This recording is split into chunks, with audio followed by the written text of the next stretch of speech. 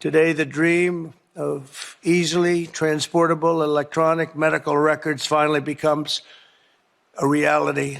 Imagine waking up to find that your entire medical history, every diagnosis you've ever had, your medication, even your social security number have been stolen.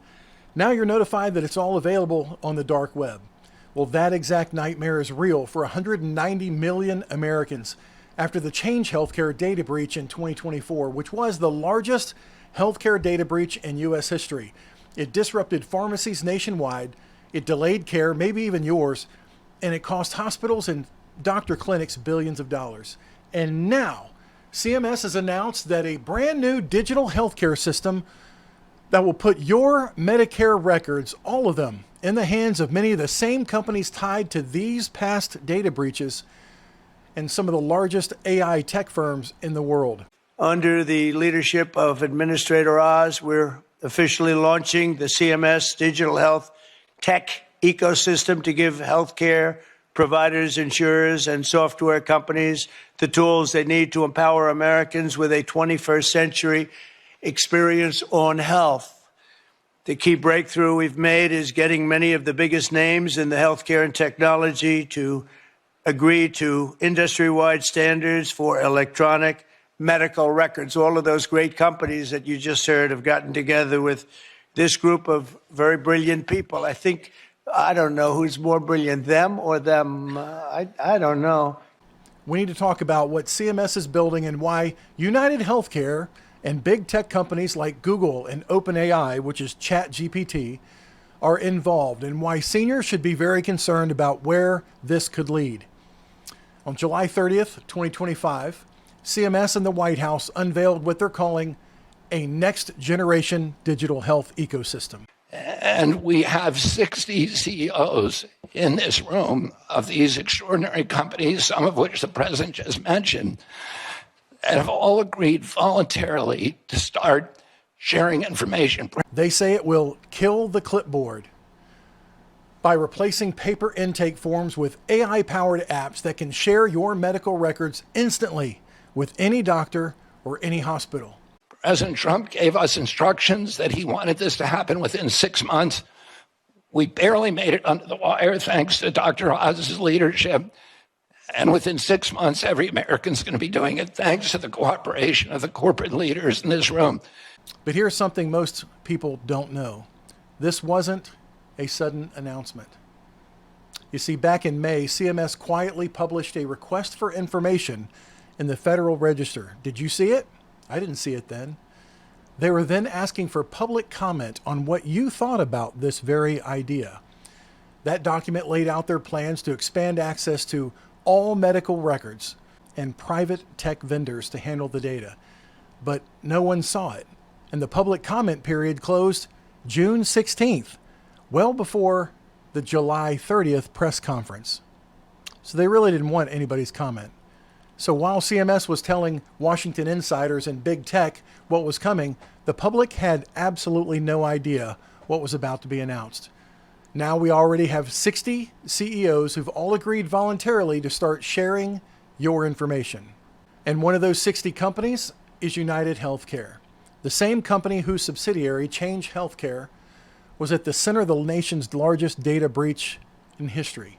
The system is fragile to fraud and computer hacking, and that's what happened in this case. Last month, Change Healthcare was hit with what the American Hospital Association calls, quote, the most significant and consequential cyber attack on the U.S. healthcare system in American history. It shows how vulnerable our whole system is and how dependent we are on the internet anymore. The insurance billing firm is involved in roughly 1/3 of U.S. patient records, and the HHS will investigate into whether Change Healthcare properly protected their data in compliance with the Health Insurance Portability and Accountability Act. The hack has disrupted medical payments from insurance companies to health providers over the past few weeks, and that's leaving some clinics strapped for cash. It's very disheartening because we want to deliver the medications to our patients that we serve. A spokesperson for Change Healthcare and its parent company, United HealthGroup, tells CNN it will cooperate with. Not only did hackers gain access to the millions of Americans' data, 190 million to be exact, But the watchdogs and provider groups have accused United Healthcare of exploiting this crisis. See, when hospitals and clinics nationwide were locked out of their billing system through Change Healthcare during the ransomware attack where they couldn't access anything, United Healthcare pressured small providers to shift their billing operations under its control just to survive. Hospitals and pharmacies all over the country can't get paid, and patients can't get prescriptions. Change Healthcare says it processes 15 billion transactions annually, touching 1 in 3 U.S. patient records. In a since-deleted post on the dark web, a Russian-speaking ransomware group known as Black Hat claimed responsibility, alleging they stole more than 6 terabytes of data, including sensitive medical records. And for doctors like Christine Meyer, a personal nightmare. On an average weekday, you would get $20,000, $30,000, $40,000, $50,000 in deposits. And today you got 77. The hack targeted Change Healthcare, a unit of United Health, forcing the nation's largest medical payment system offline on February 21st, leaving hospitals and medical practices in a cash crunch. So to find ourselves suddenly, looking at our home and its value and can we afford to put it up to pay our employees is a terrible feeling. White House officials cracking down on United Health Tuesday. HHS Secretary 𝗰𝗹𝗶𝗰𝗲 demanding the company front hospitals and doctors more emergency funds. How are you holding them accountable? We will not continue to work with a clearinghouse exchange operation if it can't provide the payment for the services that our patients need. Dr. Meyer stresses it's not just a payroll problem, it's a patient problem. I'm most worried about having to reduce our hours. Our patients that can't come here for their routine things, their sore throats, their cough, their blood pressure checks, where are they going to go? Potentially landing patients in emergency rooms. What is preventing another ransomware incident like this from happening tomorrow? Everyone should be asking themselves, what's the answer to the question? What do I need to do to make sure I'm not the next target? And what do I need to do to make sure that if I am a target, I don't bring a whole bunch of folks down with me over that cliff? Concerns about a potential patient data breach have also prompted at least 6 class action lawsuits. United HealthGroup said in a statement that it's committed to providing relief to patients and practices affected. Nora. This is a big deal. Through its Optum subsidiary, United Healthcare is already one of the largest holders of claims data in the country. They've been accused in lawsuits in the past of using sensitive patient data for purposes like targeting customers for additional products, raising serious questions about privacy and whether it's a real priority or not. Yet now, CMS is giving United Healthcare a front row seat at the table to design the future of how your Medicare data is to be handled. And that should concern everybody in America. And then there's the AI side of this. CMS announced partnerships with Google, Amazon, Apple, OpenAI, which is ChatGPT, and Anthropic. The key is the unlocking of the data, because the more data that AI has, the better it performs. And so, kudos to Dr. Oz and Secretary Kennedy for this pledge today. They were able to get 60 major companies across different sectors of the economy to agree to unlock their data so that AI can use it to drive better patient outcomes. But AI introduces new risks. Will your personal Medicare records be used to train these artificial intelligence systems? Can you even opt out? What happens when hackers target these companies? Because history shows they will, and they're doing it more. This isn't the first time that CMS has tried outsourcing critical Medicare functions to private tech firms, as we recently covered in their new Wiser demonstration, where they're bringing prior authorization to original Medicare for the first time, starting in 2026 in 6 states. We recently covered that. CMS has gone out to bid with private tech firms to use artificial intelligence for processing prior authorization claims. A month ago, we got, after a lot of work by Chris Klump and Dr. Oz and a lot of other people in our agency, we got all the insurance executives to come together in our country and in our offices and agree to get rid of pre-authorization for 80% of the DSM codes. This is a voluntary agreement. 80% of the industry has now agreed to do that. So this is happening because of good leadership. But that was only voluntary. And since prior authorization was so bad with all these firms, now they're bringing it to original Medicare, where it wasn't there before. Their own documentation says that WISER, this demonstration model for prior authorization, is just the first step to implementing AI across all of Medicare. The system will be entirely opt-in, and there will be no centralized government-run database, which everyone is always concerned about. I'm less concerned than anybody. I say whatever it is. But people are very, very concerned about the personal records. They want to keep them very quiet, and that's their choice. I think it's a great thing because it'll be absolutely quiet. Instead, doctors and patients will always remain in control.